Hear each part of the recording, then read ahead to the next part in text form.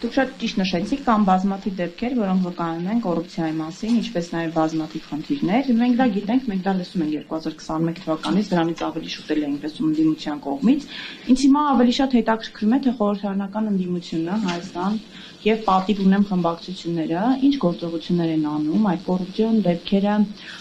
Դուք շատ լավ նշեցիք, քանի դրվագներ կան, նաև մետրոպը խոսեց, բազմաթիվ մամուլում հայտնվում են հրապարակումներ։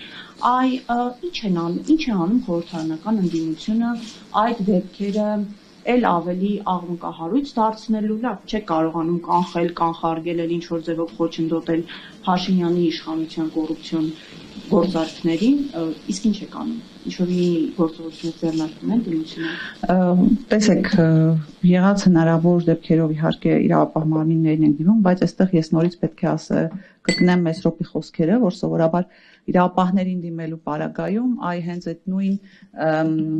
պատասխանն է գալիս, դե գործ իրավապահների տիրույթում է, ինչ է աղմուկ անում եւ այլն, թողեք տեսնենք իրավապահները ինչ են անելու, խոսք նույնը նաեւ վերաբերում է իմ նշած նվիրատվություններին,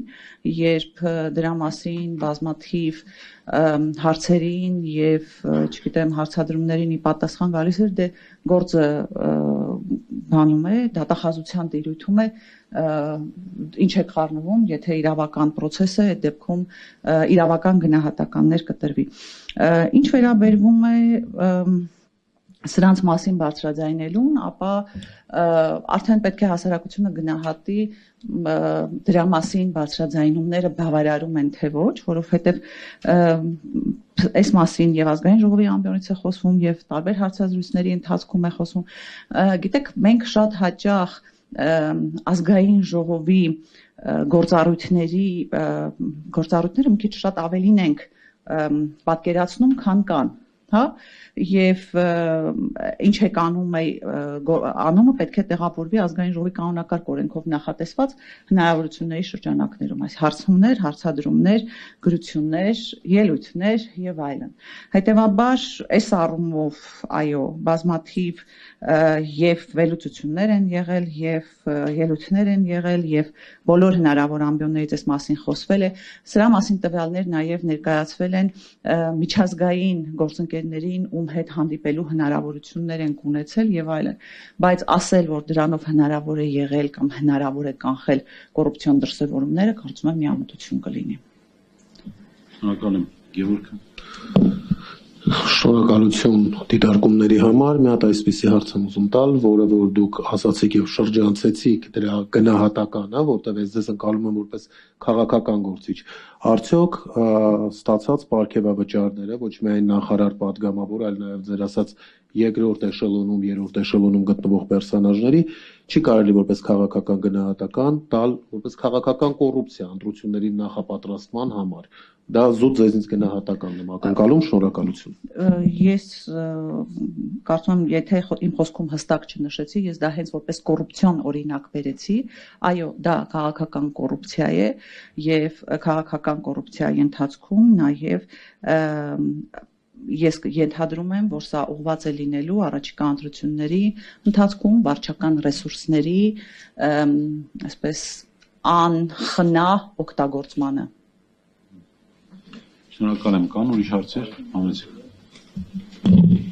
Նախ մի փոքր արձագանք, Անի ջան, տեսեք, օրինակ ես երբ որ դիմել եմ падգամավորներին քաղաքի հետ կապված խնդիրներով ազգային ժողովի ամբիոնից բարձրացել են այդ խնդիրները, Աննան Գրիգորյան, Քրիստինեն Վարդանյան, Գառնիկը, հասկանում եք, բայց հիմի այդ արդյունքները գոհացուցիչ են թե չէ, անկեղծ Տիկին Վարդանյան ոչ, որովհետև ոնց որ Նիկոլ Փաշինյանն էր ժամանակին ասում բամփեցիք թե չբամփեցիք Հովիկ Աբրահամյանին, օրինակ ես կարծում եմ, որ լավ կլիներ, որ ընդդիմությունն ամեն անգամ այդ կոռուպցիան ամեն օր ասեր։ Ամեն օր, որովհետև այսօր ինֆորմացիան հոսքն այնքան շատ է, որ մարդիկ չեն հասցնում, ոնց որ ասած, դա թարմ բայել, նոր վերցնում են, հինը մոռանում են։ Ու այնքան շատ է այդ կոռուպցիան ու թալանը, իրանք եկան այդ լոզունգները, որ ամեն օր ցույց տանք, այս մարդիկ էս են, դա լավ կլիներ։ Իմ հարցն ինչին է վերաբերում, ուզում եմ իմ ձեր գնահատական այս վերջում, որ Թուրքիան ասես $10 միլիոն ոնց որ թե ուզում է տա Արցախից այս տեղահանված մեր հայրենակիցներին, Եվրամիությունն է ուզում տալ ու ակնհայտ է, չէ՞ որ այս մարդիկ դժգոհ են Նիկոլ Փաշինյանից, որովհետև Նիկոլ Փաշինյանի պատճառով այդ մարդիկ զրկվեցին իրենց հայրենիքից։ ու այսօր այդ առելի մեծ գումարը որ տալիս են ու պիտի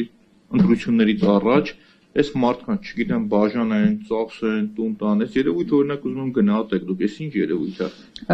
Ընտրություններից առաջ։ Գիտեք, ընտրություններից առաջ սա դեռ առաջին քայլերն են, որ ասում են ծիլերն են, դեռ ծաղիկները շատ են լինելու, այսինքն մենք դեռ կտեսնենք նոր գործընթացներ, նոր ընտրակաշարքներ, այսպես նաև կոչեմ, եւ իմ գնահատականը հետեւյալն է, այո, սա ուղղված է ընտրություններից առաջ հասարակության տարբեր խավերին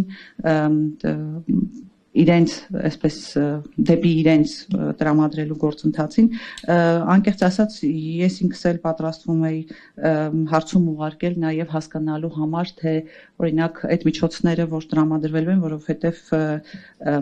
եղած միջոցների հետ կապված բարբերաբար հաշվետվություններ պահանջում են եւ այլն բայց նորերի հետ նախ ինչ մեխանիզմներով են դրանք օգտագործվելու եւ ինչ ծրագրերի են ուղղված լինելու դրա հետ կապված նաև կունենանք ինչ որ բարձաբանումներ բայց մենք ինքներս էլ տեսնում ենք, որ նախընտրական process-ում տարբեր պետություններ արտաքին ուժեր շահագրգռված են, որ այս իշխանությունները վերարտադրվեն եւ օրինակ նաեւ Եվրամիության 15 միլիոն տրամադրելը այստեղ այդ հիբրիդային պատերազմի կանխարգելման գործընթացների հետ կապված, էլի հենց նույն նպատակի համար են ստեղծել միջոցներ, ստեղծել հնարավորություններ այս իշխանությունների վերարտադրման համար եւ այս ծրագրերը կլինեն դա առաջիկայում արցախցիների, չգիտեմ, աջակցության կամ բնակապահովման լրացուցիչ միջոցներ տրամադրելու ծրագրերը, դա կլինեն նոր, չգիտեմ, սոցիալական ծրագրեր եւ այլն, կամ ապահովագրությունը, որ այսպես հապշտապ այս պահին ոչ բոլոր մանրամասները հաշվի առնելով ներդնելը, կարծում եմ Գևորգը կհաստատի, որ այսպես հունվարի 1-ից ներդրվեց, բայց իրենք էլ դեռ շատ լավ չեն հասկանում թե ինչպես են դրա տակից դուրս գալու եւ այլն, այս ամեն ինչը այո նախընտրական քայլեր են, որոնք ուղղված են հենց այս իշխանությունների վերարտադրմանը։ Ինչ վերաբերում է ձեր բարձրացած հարցին ազգային ժողովում անընդհատ ամբիոնից այդ հարցերի մասին խոսելու հետ կապված, ես ուրեմն համաձայն եմ ձեզ հետ, երևի թե այս առումով էլի անելիք ունենք, ես ինքս ոչ միշտ եմ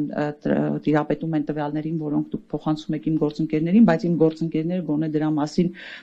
խոսում են ամբիոնից, ես առաջարկում եմ նաև այսպես ավելի ինտենսիվ համագործակցենք եւ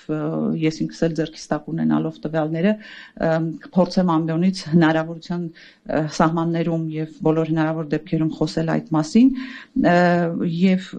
գիտեք շատ հաճախ այսպես հանդիպում ես քննադատությունների, որ ընդդիմադիրները միայն ամբիոնից ելույթներ են ունենում եւ այլն, բայց ես պետք է նաեւ այսպես հակադարձեմ այն առումով, որ դա հնարավորություն է տալիս այդ բոլոր խնդիրները հասցնել մեր քաղաքացիներին։ Ոչ բոլորն են մեդիա գրագետ, ոչ բոլորն են կարողանում ինֆորմացիա ստանալ տեղի ունեցող եւ կոռուպցիոն գործընթացների